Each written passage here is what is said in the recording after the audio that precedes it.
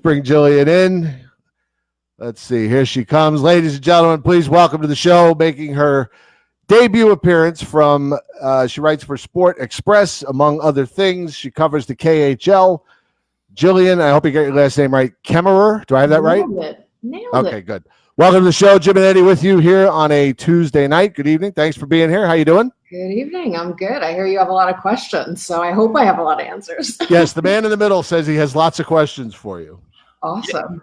Yeah. Okay, well, I guess the first thing is Vitaly Kravtsov is back in the fold. What happened during the initial send down to Hartford? There seemed to be a lot of conjecture on he was unhappy there.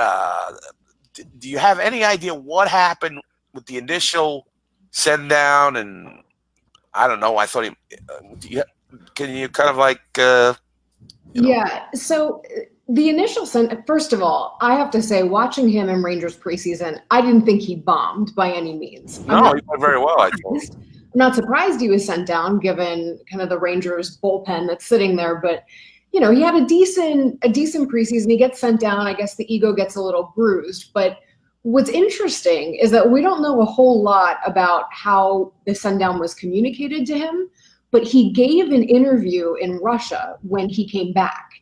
And this interview was really bizarre. So he didn't really say anything particularly nasty about the Rangers, but he was asked to explain how his treatment in Hartford was communicated to him. And he said that he was on a stationary bike in some kind of physical exercise, and they set a beats per minute target for him for whatever his expected effort was. And he said that target that they set for him, and I forget what the exact number was a target that he never makes no matter how hard he's exerting himself. And I spoke with a couple strength and conditioning coaches in the KHL, and I said, is this a possible scenario? And they said, yeah, of course. But he attributes the fact that he got benched to the fact that he wasn't meeting his maximum effort on a stationary bike. And that's how he feels that, his decision to be benched was ultimately made. And a lot of people that I've spoken with in strength and conditioning are saying, well, sometimes those numbers are used to evaluate maximum effort, but it seems kind of ridiculous that any kind of benching decision would have been made on the basis of it. So my question is, Vitaly Kravtsov doesn't really speak English. How were things being communicated to him? What expectations were being set, and ultimately, why did he think he got benched versus why did Hartford actually bench him? And we never got a clear answer on either side, in my opinion.